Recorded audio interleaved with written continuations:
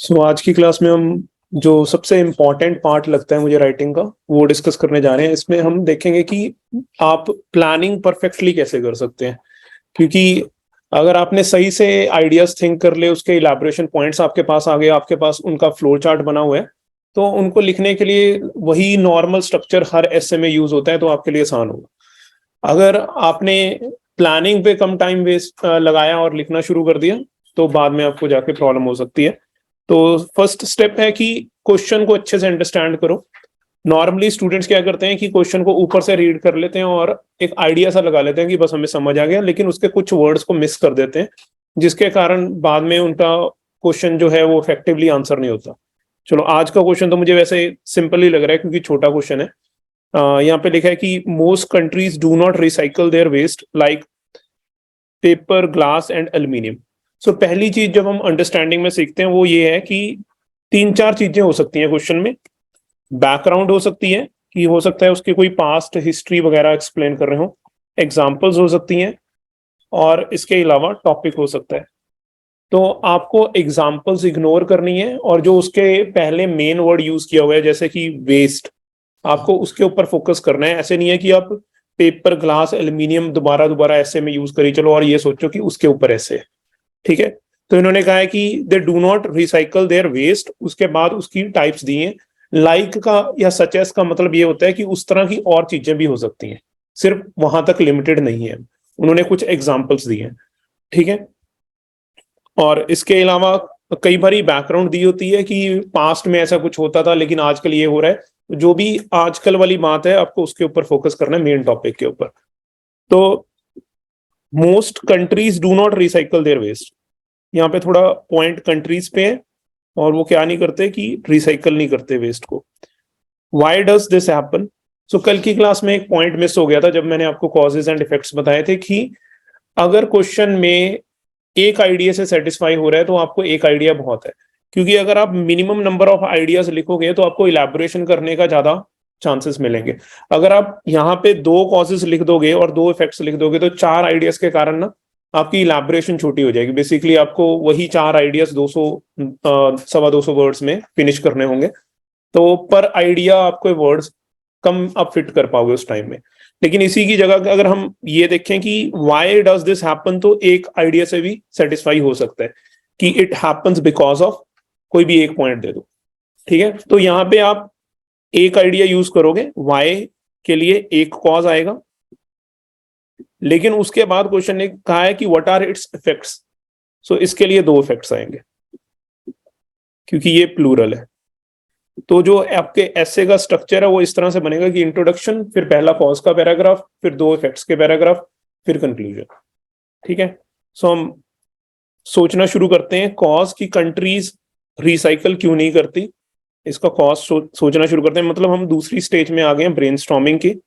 इसके अंदर हम एक लाइन इस तरह से सेंटर में ड्रॉ कर लेते हैं, और यहाँ पे लिख लेते हैं कॉजेस, और यहाँ पे लिख लेते हैं इफेक्ट्स। तो कॉजेस बताना शुरू करो कि क्या हो सकते हैं। इजी अवेलेबिलिटी ऑफ, ओके, जो भी चीजें हैं वो इजीली अवेलेबल हैं नहीं, तो इसलिए वेस्ट को रिसाइकल नहीं करते। लेकिन ये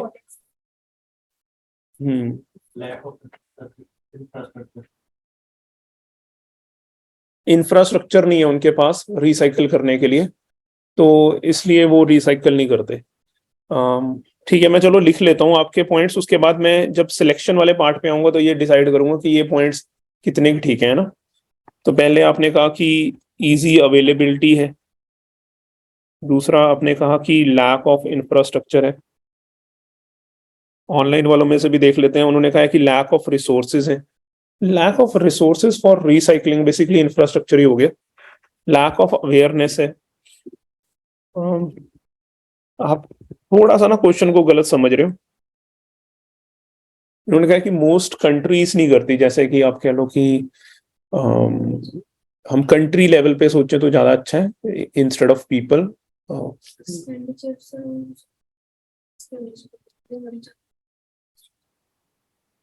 मोर एक्सपेंडिचर इन रिसाइकलिंग।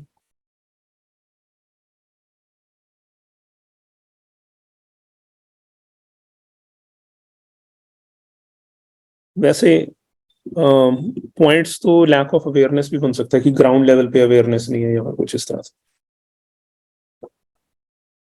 और कोई पॉइंट? अगर हम चलो अपनी कंट्री के ऊपर ही लगा के सोचते हैं, क्योंकि ना चीजें तब ज्यादा अच्छी सोची जाती हैं जब आप उसको क्लोजली देखो कि आपकी लाइफ में या आपके आसपास की लाइफ में क्या हो रहा है। तो अगर आप उसको किताबी भाषा में सोचते रहोगे ना तो आप एग्जैक्ट पॉइंट पे पहुंच नहीं पाओगे। तो ये एक प्लानिंग का और अच्छा वे है कि आप उसको क्लोजली रिलेट करके सोचो। अगर हम सोचें कि हमारी कंट्री इतना रिसाइकलिंग पे ध्यान नहीं देती, तो उसका कारण क्या हो सकता है?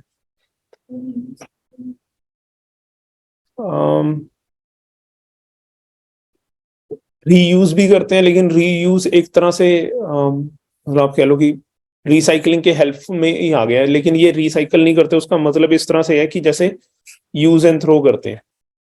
तो अगर हम, चलो हमारी कंट्री में वैसे रिसाइकलिंग है, ऐसे तो उधर बात नहीं है, क्योंकि हम यूज एंड थ्रो नहीं करते इतनी चीजें।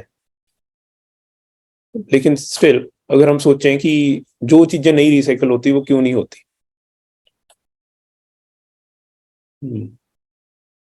इसके पीछे कमर्शलाइजेशन भी एक कारण हो सकता है कि जो कंपनीज हैं वो अपने प्रोडक्ट्स ज्यादा से ज्यादा सेल करना चाहती हैं। तो उनको उस तरह की प्रोडक्ट्स बनाती हैं कि वो वन टाइम यूज हो और उसके बाद दोबारा यूज ना हो सके। तो दोबारा दोबारा लोगों को चीजें स्मॉल कॉस्ट पे सेल करना, ये कंपनीज की एक स्ट्रैटेजी हो सकती है दैन कि वो उसको रिसाइकलेबल बनाए। ठीक है, सो कमर्शलाइजेशन।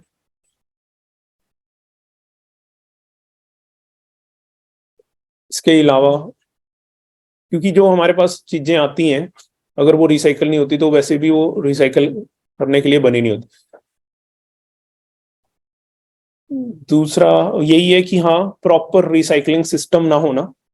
जैसे कि अलग अलग डस्टबिन एवरी घर में नहीं होने पहले, तो फिर उसके बाद प्रॉपर कलेक्टिंग ना होना, उसके बाद रिसाइकलिंग ना होना। तो ये सारी चीजें रिसाइकलिंग सिस्टम की एब्सेंस कह सकते हैं, जिसको हम लैक ऑफ इंफ्रा भी कहते हैं। लेकिन अगर हम उसको ज्यादा क्लैरिटी से कहेंगे तो यही कहेंगे कि लैक ऑफ रिसाइकलिंग सिस्टम या प्रॉपर रिसाइकलिंग सिस्टम, है ना।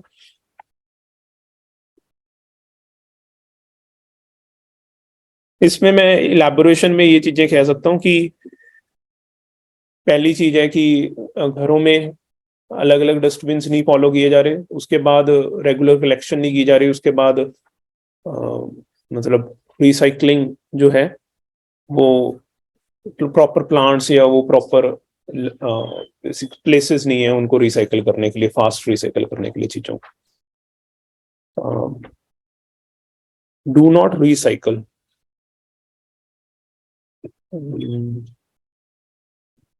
एक्सपेंडिचर वाला पॉइंट भी हो सकता है कि इस पे ऊपर एक्सपेंडिचर लगेगा। चलो कोई नहीं, तो मेरे हिसाब से यही पॉइंट्स निकलते हैं, तो हम यहाँ पे स्टॉप लगा लेते हैं, बाद में से चूज करेंगे कि कौन से पॉइंट्स ज्यादा बेटर रहते हैं। यहाँ पे इन्होंने कहा है कि वर्कर्स की जरूरत है, या they have to do more steps for recycling than manufacturing.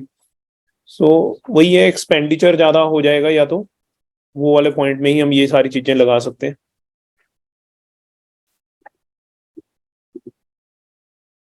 Effects, अगर रिसाइकल नहीं होता तो क्या होता है?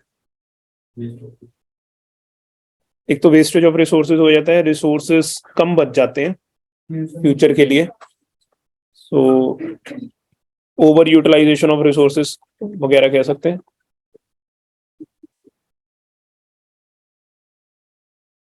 दूसरा पोल्यूशन हो सकता है। अब पोल्यूशन बहुत सारे फॉर्म्स में हो सकते हैं, आपको ये नहीं है कि सिर्फ एयर पोल्यूशन पे ही लिख दो। ठीक है, सॉइल पोल्यूशन भी हो सकता है, क्योंकि वो डंप किया रहता है इम्प्रॉपर वे में। इसके अलावा वाटर पोल्यूशन भी हो सकता है कि वो नदियों नदियों में बहा देते हैं वेस्ट को। ठीक है, सो अगर रिसाइकल नहीं करते तो वो वेस्ट किसी ना किसी तरह से डंप किया जाता है इम्प्रॉपरली। और कोई पॉइंट? स्पेस ऑक्यूपाई भी होती है। Harmful for animals. हाँ, हार्मफुल फॉर एनिमल्स भी हो सकते हैं।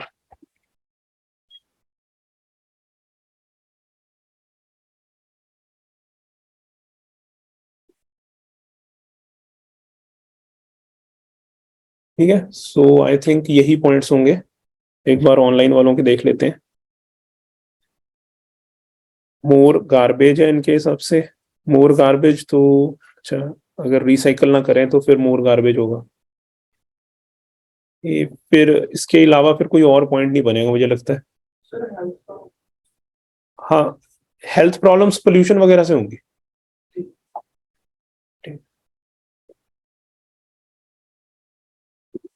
मतलब हार्मफुल फॉर एनिमल्स हम एक्चुअली मरीन लाइफ भी उसके साथ ही ऐड कर सकते हैं बेसिकली। लेकिन उनके लिए भी हार्मफुल बेसिकली पोल्यूशन से ही है।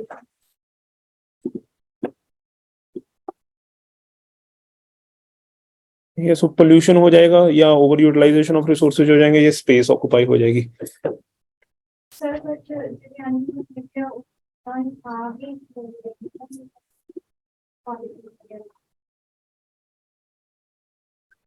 हम्म, एक्चुअली वो भी हम ये कह सकते हैं कि वो वेस्ट जो है वो सॉइल में या वाटर में जाता है, डंप होता है। वैसे अगर हम सोचे ना तो पोल्यूशन से पहले इम्प्रॉपर डंपिंग होगी, कि उसको गलत तरह से डंप किया जाएगा, फिर वो पोल्यूशन में टर्न होगा। तो मतलब उसको थ्रो किया जाएगा वाटर बॉडीज में, सॉइल में, तो उसके रिजल्ट में हम पोल्यूशन कह सकते हैं। तो इम्प्रॉपर डंपिंग कह सकते हैं यहाँ पे।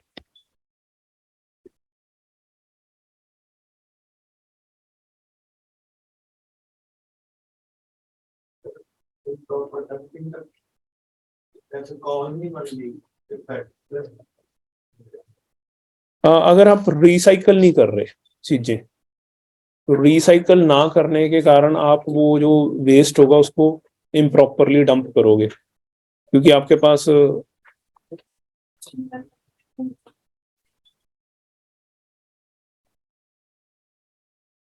क्योंकि रिसाइकल ना करने के कारण अलग है। रिसाइकल ना करने के कारण है कि वो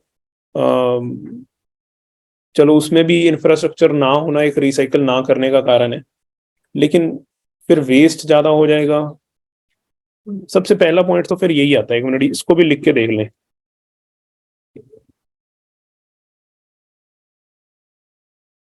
मोर वेस्ट, मोर वेस्ट के अलावा कुछ होगा रिसाइकलिंग में? मोर कॉस्ट भी होंगी वैसे तो, या हम अननेसेसरली स्पेंड करी चलेंगे, मैन्युफैक्चर करी चलेंगे, यूटिलाइजेशन ऑफ रिसोर्सेस उसमें भी हो जाएगी। ओवर यूटिलाइजेशन ऑफ रिसोर्सेज जो है वो बेसिकली ज़्यादा मैन्युफैक्चरिंग करने में भी होती है, या नए रिसोर्सेज को यूज में लगाने में होती है, कि वो हम चीज़ें माइन वगैरह कर रहे हैं और फिर वो प्रोड्यूस करके उसके थ्रू हम ओवर यूटिलाइजेशन ऑफ रिसोर्सेज कर रहे हैं। तो मेरे हिसाब से ये दोनों पॉइंट्स पहले होंगे, दैन की स्पेस ऑक्युपाई होगी। ये सारे वेस्ट से होंगे, जब वेस्ट प्रोड्यूस होगा तो स्पेस ऑक्युपाई होगी, या इम्प्रॉपर डंपिंग होगी, या पोल्यूशन होगा। लेकिन ओवर यूटिलाइजेशन और मोर वेस्ट को हम अलग अलग से समझा सकते हैं।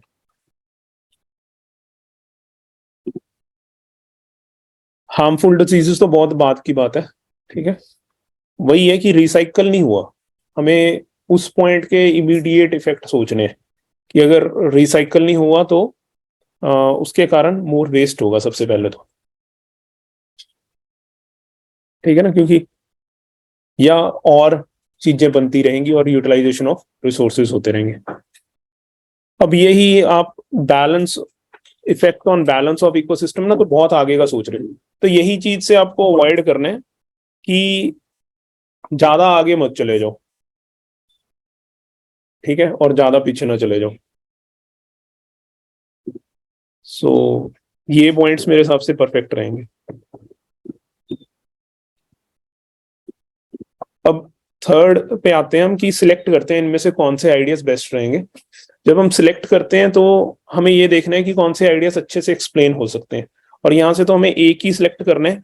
तो हम ये भी कोशिश कर सकते हैं कि हम मर्ज कर लें आइडियाज, ठीक है। अगर दो तीन बातें एक किसी ओवरऑल टाइप बात में कवर होती हैं तो वो पिक करना देन की स्पेसिफिक आइडिया पिक करना ज्यादा बेटर होगा।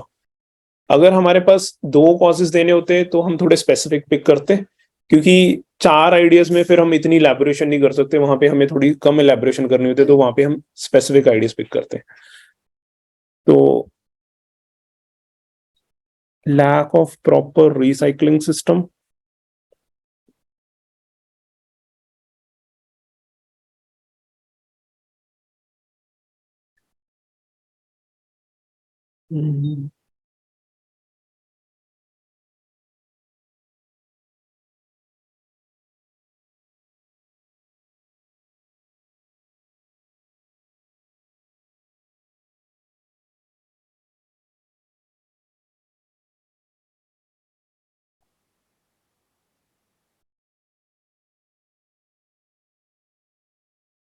ये उठा सकते हैं मेरे हिसाब से, मोर एक्सपेंडिचर ऑन रिसाइकलिंग। क्योंकि ये एक्सपेंडिचर के रीजनिंग में हम एक्सप्लेन कर सकते हैं कि एक्सपेंडिचर होगा कैसे।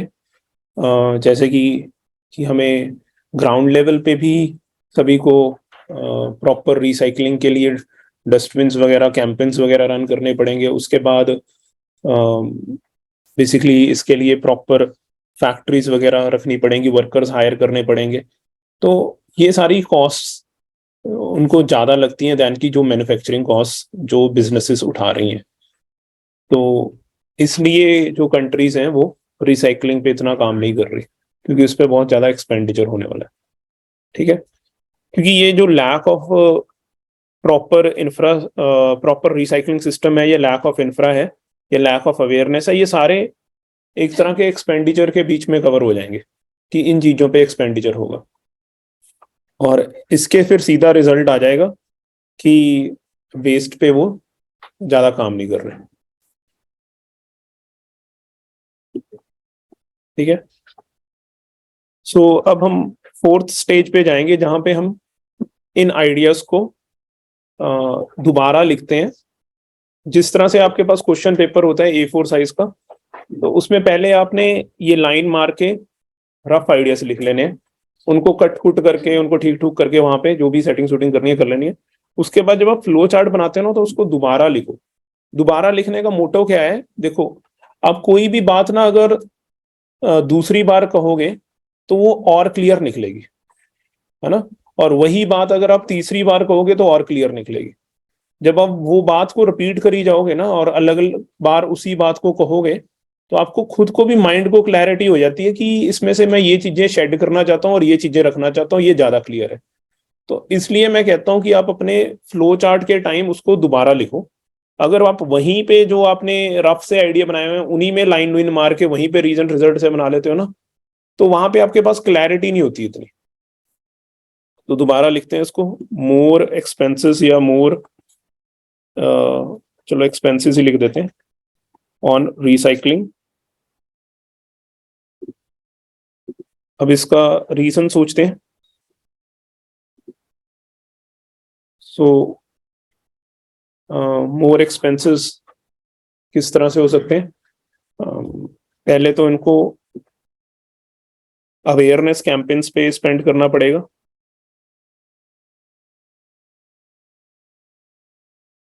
उसके बाद इनको हायर करने पड़ेंगे वर्कर्स।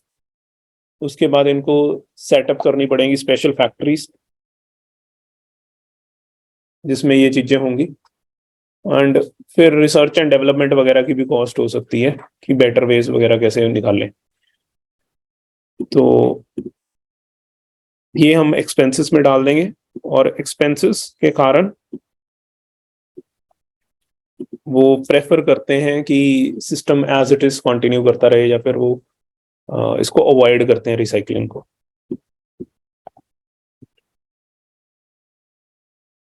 ये आपको कॉजेज एंड इफेक्ट्स के टाइम याद रखना है कि जब आप कॉज का मेन आइडिया दे रहे हो, उसका रिजल्ट जो है वो मेन प्रॉब्लम के साथ ही लिंक हो, वो कहीं और ना चला जाए। ठीक है, और इफेक्ट का जब आप रीजनिंग दे रहे हो तो वो मेन प्रॉब्लम से ही आए, कहीं और ना चली जाए।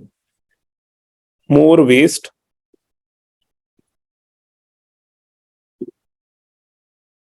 वेस्ट कैसे होगा कि जब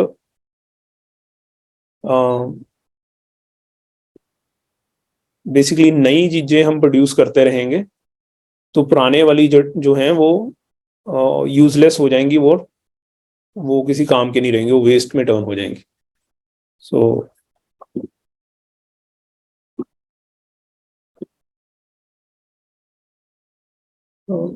या फिर इस तरह से भी कह सकते हैं कि not recycling old items will leave them और will make them useless.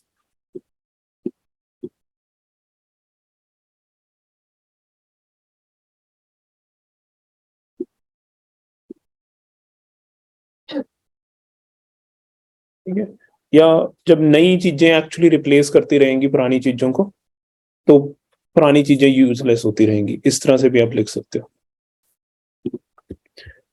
More waste से अब हम वो सारी प्रॉब्लम्स कह सकते हैं जो हमें लगती हैं। पोल्यूशन हो सकता है, और स्पेस ऑक्यूपाई हो सकती है। ठीक है, एग्जैक्ट इसके मतलब इमीडिएट इफेक्ट्स लिखने हैं, ऐसे नहीं कि इकोसिस्टम इम्बैलेंस हो जाएगा, वो बहुत आगे की बात हो जाती है।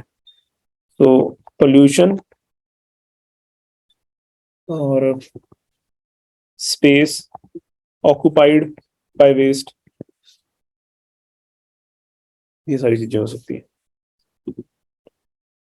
लास्ट है over utilisation of resources.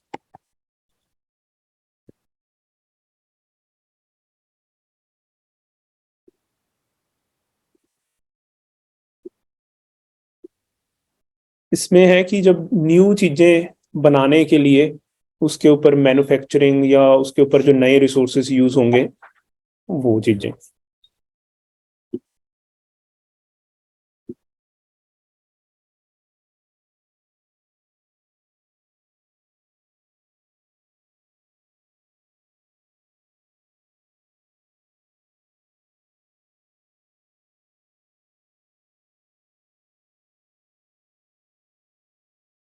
Basically इसको और एक्सप्लेन करके लिख सकते हैं हम कि नए रिसोर्सेस यूज होंगे और उनके ऊपर भी मैन्युफैक्चरिंग प्रोसेस वगैरह अप्लाई किया जाएगा।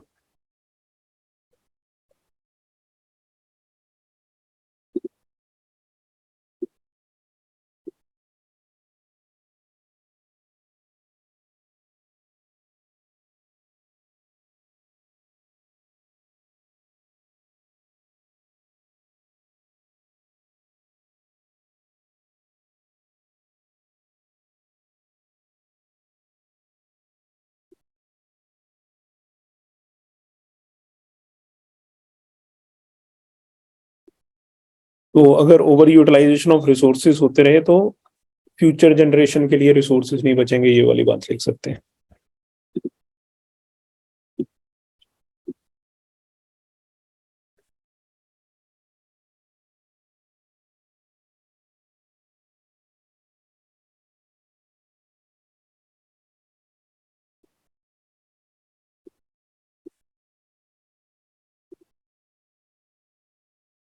ठीक है, अब क्विकली इसका एक बार स्ट्रक्चर देख लेते हैं कि किस तरह से फिट होंगे ये आइडियाज उसमें।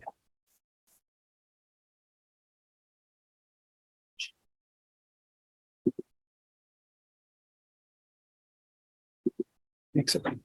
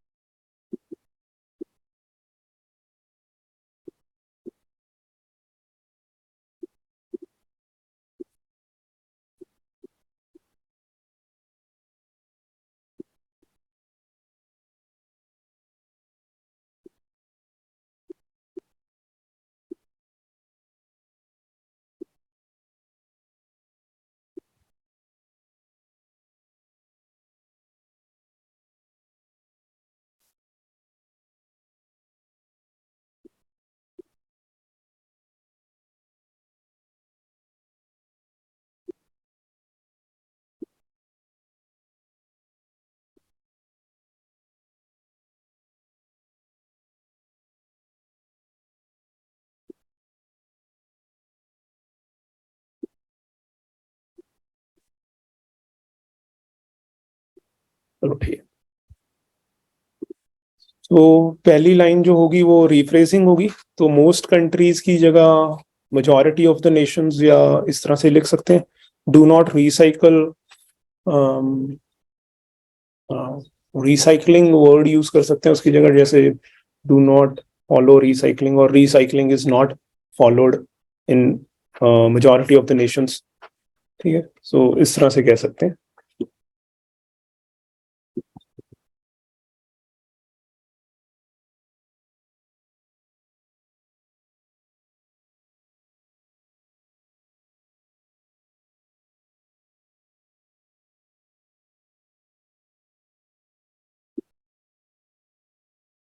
उसके बाद इसका जो कॉज है, मेजॉरिटी ऑफ द नेशंस वैसे सही है, वैसे पता नहीं ये क्या करना चाह रहे हैं। In most part of the world भी कह सकते हैं वैसे तो, लेकिन चलो ये ठीक है। मोर expenses,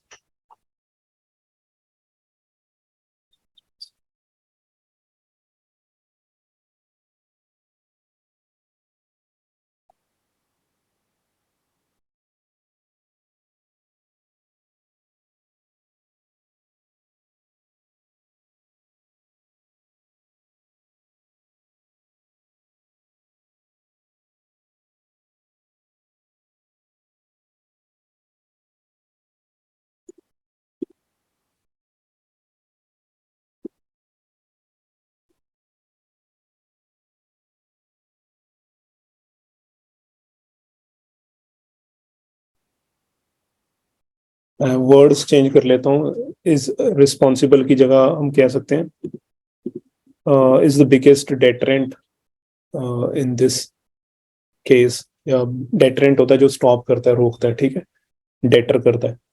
so is the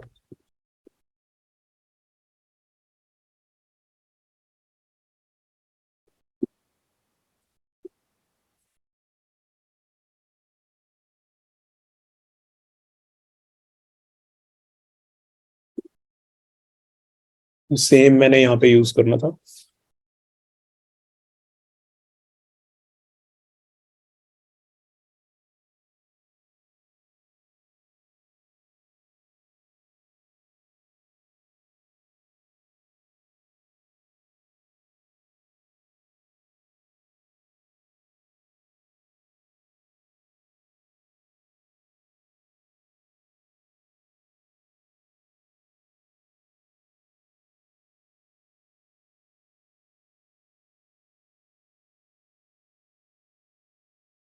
so basically यहाँ पे मैं ये चीज साथ में सिखाने की कोशिश कर रहा हूँ कि आपको लाइंस कंप्लीट करने पे फोकस करना चाहिए, ना कि आप सिर्फ आइडिया, जो आपने मेन आइडिया सोचा था उसको फिट कर दिया और ये नहीं देखा कि वो अलग तरह से कंप्लीट हो रहा है और दूसरे वाला मेन आइडिया अलग तरह से कंप्लीट हो रहा है।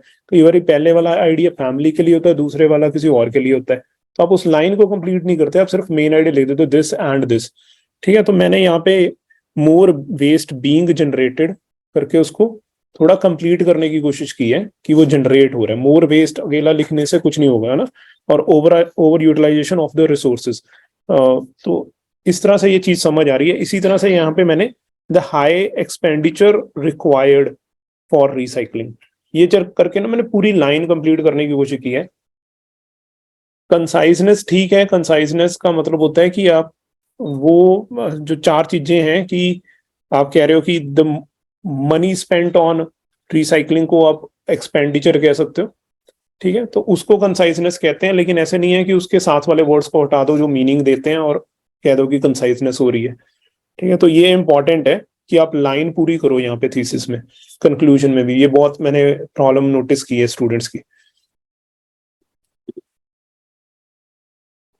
चलो ये तो फॉन्ट साइज इंक्रीज करना है,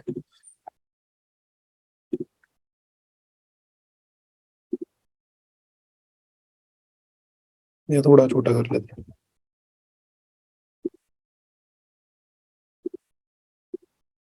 ठीक है, उसके बाद आपका फर्स्ट आइडिया आ जाएगा कि एक्सपेंसेस है। सो एक्सपेंसेस को विल कॉस्ट मोर भी कह सकते हो, और more money will be spent भी कह सकते हो, और इस तरह की चीजें आप और सोच सकते हो। तो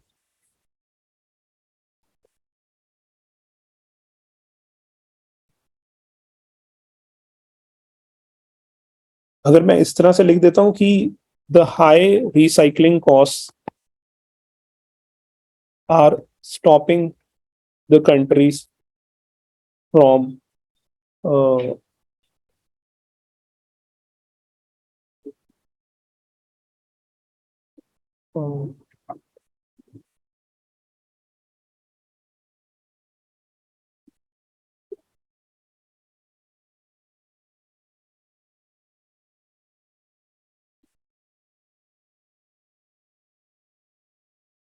रिसाइकलिंग की डेफिनेशन देख लेते हैं यहाँ पे, ताकि वर्ड दोबारा ना यूज करना पड़े। बेसिकली ये होगा कि दोबारा से आप उसको रीयूजेबल मटेरियल बना लो। ठीक है, so converting waste into reusable material. इसको और थोड़ा सा एक्सपैंड कर लेते हैं।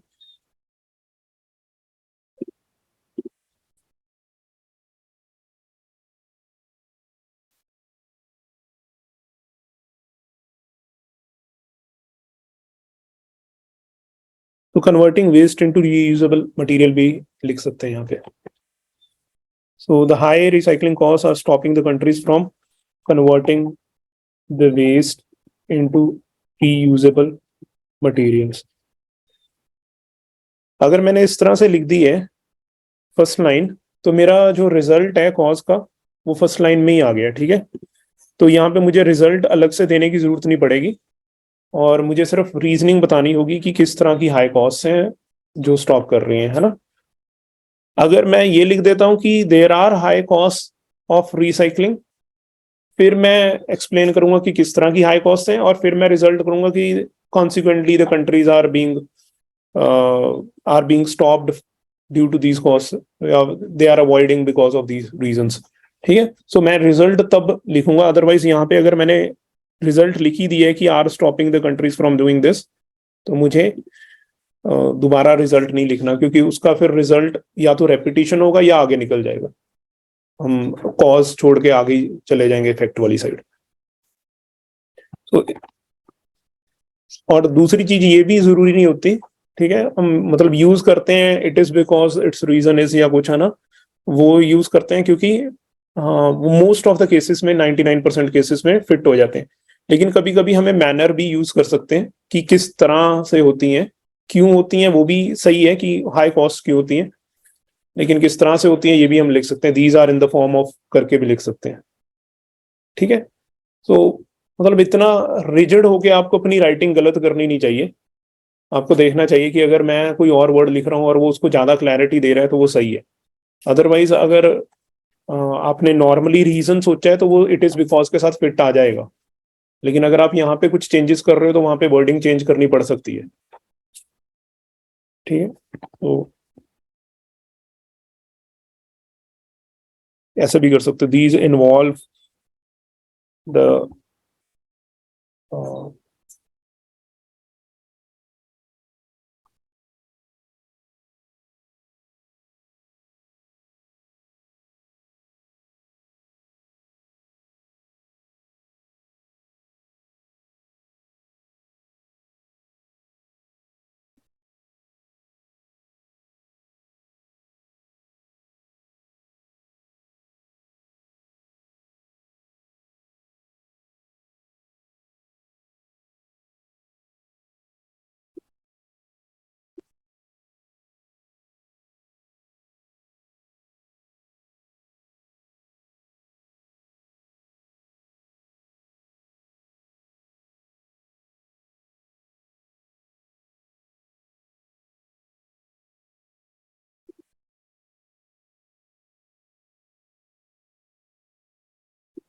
ये सेटिंग अप वर्ड नहीं होगा, तो इसलिए गलत कर रहा हूँ या तो। चलो ये भी ठीक होगा। अच्छा, सेटिंग अप मैं क्या कर रहा हूँ बस। ठीक है, सो इस तरह से भी आपका पैराग्राफ एंड हो सकता है। अब मैं नेक्स्ट वाले पैराग्राफ्स पूरे नहीं लिखूंगा, वो मैं क्योंकि यहाँ पे आप को एक बार एक्सप्लेन करना था कि किस तरह से मैं रीजनिंग दे रहा हूँ, किस तरह से मैं वर्ड कनेक्टर चेंज कर रहा हूँ। ठीक है, तो कॉस को मैं ये भी कह सकता हूँ these involve this in this, तो वो एक्सप्लेनेशन बहुत है। तो मैं दोबारा कहूंगा कि इसके कारण वो नहीं कर रहे तो रेपिटेशन हो जाएगी। सो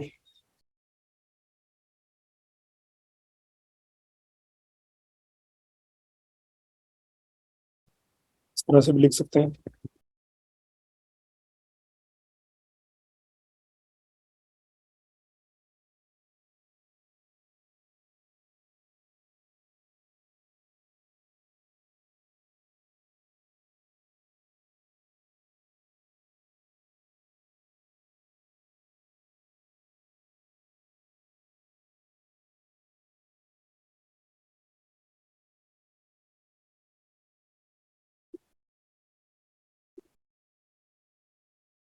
मोर वेस्ट भी कह सकते हो, मोर।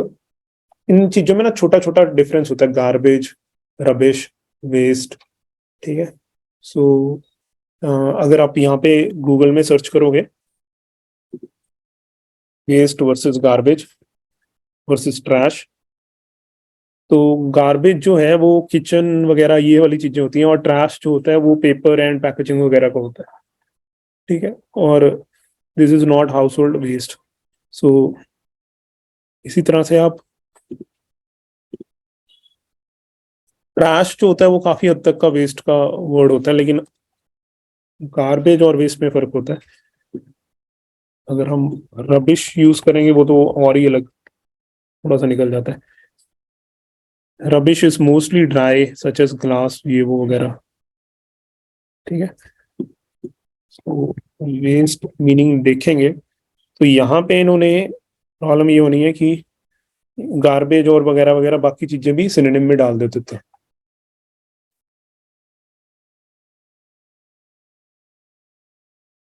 अनवांटेड और अनयूजेबल मटेरियल, ये इसकी डेफिनेशन होती है। ठीक है।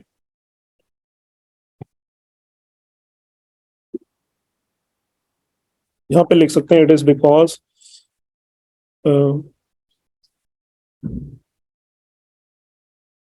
तो यहाँ पे आप एक्सप्लेनेशन लिख दोगे कि जब ओल्ड आइटम्स रिसाइकल नहीं होंगी तो न्यू यूज होंगी, तो इस चीज के कारण होगा, या इट इज बिकॉज ऑफ भी करके आप लिख सकते हो, it is because of not using this. So अगर बिकॉज ऑफ वर्ड यूज करते हो तो आप आईएनजी लगाओगे या नाउन लगाओगे, पूरा सेंटेंस नहीं लिखोगे। लेकिन अगर आप बिकॉज लगाते हो, इट इज बिकॉज, तो पूरा सेंटेंस लिखते हो। ठीक है, उसके बाद नाउन, वर्ब, ऑब्जेक्ट, इस तरह से।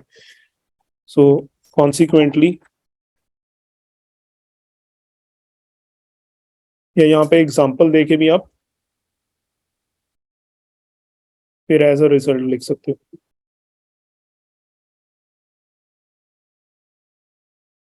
पोल्यूशन हो रहा है एंड स्पेस ऑक्यूपाई हो रही है। ठीक है। उसके बाद आप कह सकते हो कि बिसाइड्स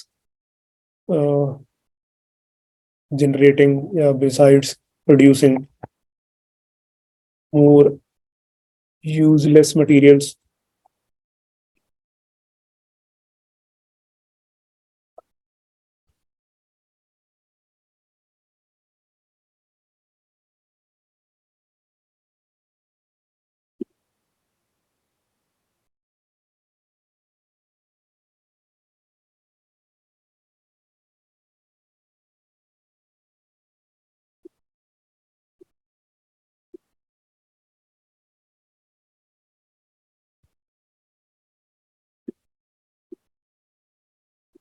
के बाद आप यहाँ पे its reason is more raw material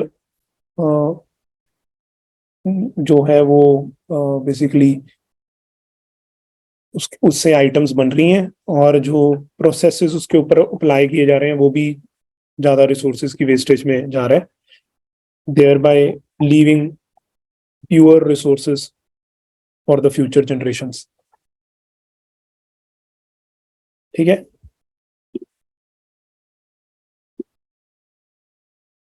उसके बाद नीचे आ जाएगा in conclusion. In conclusion, regarding recycling not being followed by most countries. This essay has covered two key aspects: its causes, so आप कह सकते हो which are basically, इसमें हम दो कॉजेज नहीं दे रहे। सो अगर हम दो कॉजेज नहीं दे रहे ना, तो हमें ये वाला स्ट्रक्चर नहीं यूज करना। क्यों? क्योंकि ये स्ट्रक्चर एक्चुअली बना होता है जब आपने दो सीरीज लिखनी है। ठीक है, या तो आप इस तरह से कर सकते हो, which is, but I am doubtful कि सेमी कॉलन जब आप, मैंने आपको यूज करने को कहा है कि which are dash and dash semicolon and its effects including dash and dash, तो वो दो सीरीज होती हैं, इसके कारण हम सेमी कॉलन यूज करते हैं। तो आप ये वाला स्ट्रक्चर रहने ही दो, आप नॉर्मली लिख लो।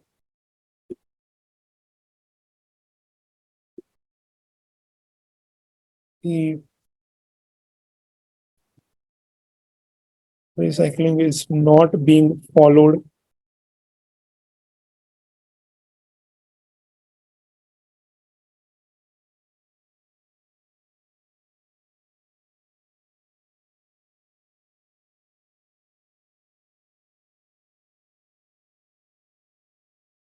अब जहां पे एंड यूज किया है वहां पे आप एज वेल एज भी लिख सकते हो, या नॉट ओनली बट ऑल्सो भी बना सकते हो उसका।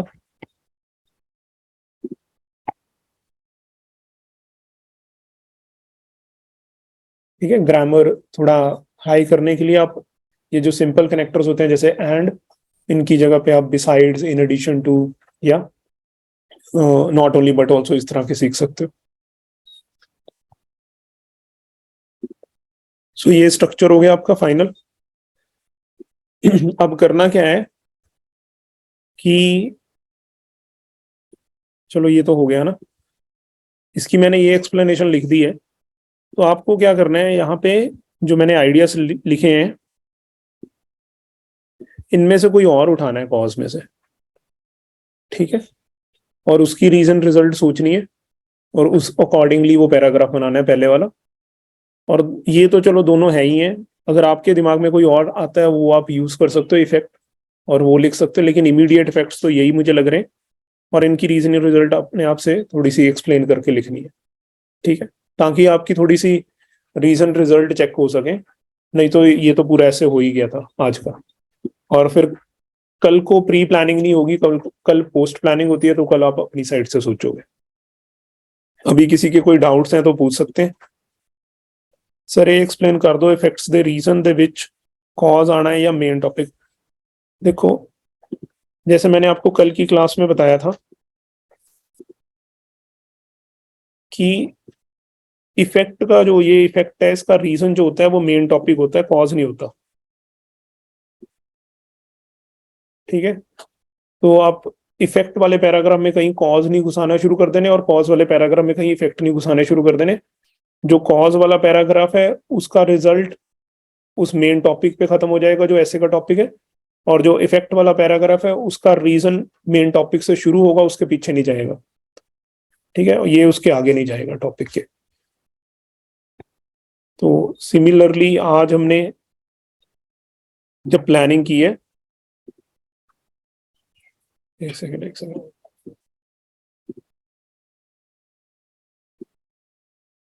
तो इसका हमने मेन टॉपिक रिजल्ट में रखा है, और इसके हमने नॉट रिसाइकलिंग होने से रीजन में रखे हैं। ठीक है, किसी के और कोई डाउट्स हैं तो वो पूछ लो, कोई भी और डाउट हो, कोई भी किसी किस्म का।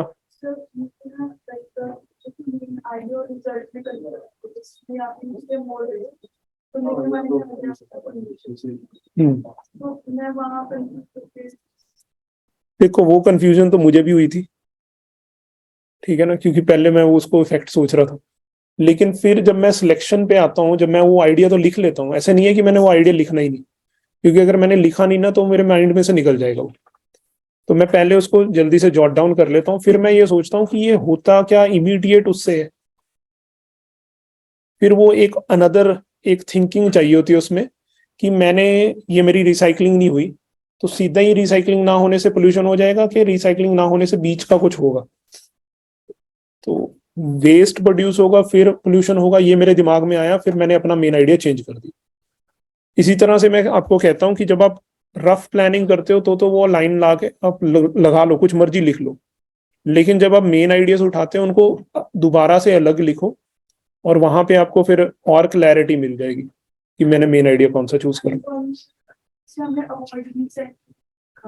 इसमें सर हमने स्टेटमेंट हमारे डू नॉट रिसाइकल, तो हम वही तो उठा रहे हैं कि हम रिसाइकल नहीं करें और यहाँ पे अवॉइड करें, बस सेम। उसके अलावा आप करना क्या चाहते हो? मतलब बेसिकली अगर आप उसके अलावा ये लिख दोगे कि इसके कारण उनके लिए रिसाइकलिंग मुश्किल हो जाती है, तो अगर मुश्किल होने के कारण पूछे हो उन्होंने तो मैं मुश्किल होने के कारण दूं, और अगर वो ना रिसाइकिल करने के कारण पूछे तो मैं ना रिसाइकिल करने के कारण दूं। अब मेरा अगर रिजल्ट ही उस पॉइंट पे नहीं पहुंचा जिसका मैं उसको कॉज कह रहा हूं, तो फिर वो उसका कॉज छोड़ के किसी और चीज का कॉज हो जाएगा। तो इसलिए आपको ये कॉज पैराग्राफ का रिजल्ट उसी बात का लगभग सिनोनिम बनाना पड़ेगा, या फिर आप इस तरह से जैसे मैंने किया है कि are stopping countries from converting waste into recyclable usage reusable materials, तो या आप रिजल्ट ऊपर डाल दो इस तरह से पहली लाइन में, फिर रिजल्ट ना डालो। अगर आपने रिजल्ट डालना है, इसको सिर्फ लाइन लिखनी है, तो भी आपको वही चीज लिखनी पड़ेगी कि रिसाइकलिंग नहीं करते। इसी तरह से दूसरी गलती जो आप कर सकते हो वो ये कर सकते हो कि जब आप अपने इट इज बिकॉज लिखा है तो आप कहो कि ये तो ऑब्वियस सही हो गया कि रिसाइकलिंग ना करने से हो गया, तो मैं यहाँ पे क्यों लिखूं कि जब वो रिसाइकल नहीं करते तब मोर वेस्ट होता है। लेकिन अगर आप वो चीज नहीं लिखते तो वो उस चीज का इफेक्ट नहीं लगता, वो ऐसे लगता है कि आपने कुछ और लिख दिया कारण में और वो उसका इफेक्ट है। तो चीजों को कनेक्ट करने के लिए यहाँ पे आपको इफेक्ट में रीजनिंग में मेन टॉपिक लिखना ही पड़ेगा रीफ्रेज करके, और कॉज में आपको रिजल्ट में मेन टॉपिक लिखना ही पड़ेगा रिफ्रेज करके। ठीक है, रीफ्रेजिंग तो आपकी बार बार यूज आएगी, तभी तो हम जो आइडियाज यहाँ पे देते हैं वो यहाँ पे दोबारा देते हैं, क्योंकि अगर ये आइडियाज हम यहाँ ना दें तो यही नहीं पता लगेगा ये पैराग्राफ किस चीज पे है, और फिर अगर इन्हीं आइडियाज को हम समरी में ना दोबारा लिखें तो ये नहीं पता लगेगा कि ऐसे बात क्या करके आया, तो कंक्लूजन किस चीज का कर रहे हैं, समरी नहीं आ रही है ना। तो इस तरह से ये आइडियाज भी दोबारा आएंगे, और जो मेन टॉपिक है वो भी कहीं ना कहीं पैराग्राफ्स में दोबारा आएगा। किसी का कोई और क्वेश्चन? ठीक है, ये चीजें कुछ क्लैरिटी चाहिए होती हैं कि नहीं तो आप कुछ और ही लिख देते हो अपना नया सोच के, कहीं कहीं आपके ऐसे को डल होना पड़ता है। चलो ठीक है, इससे एंड करते हैं। Thank you for joining guys.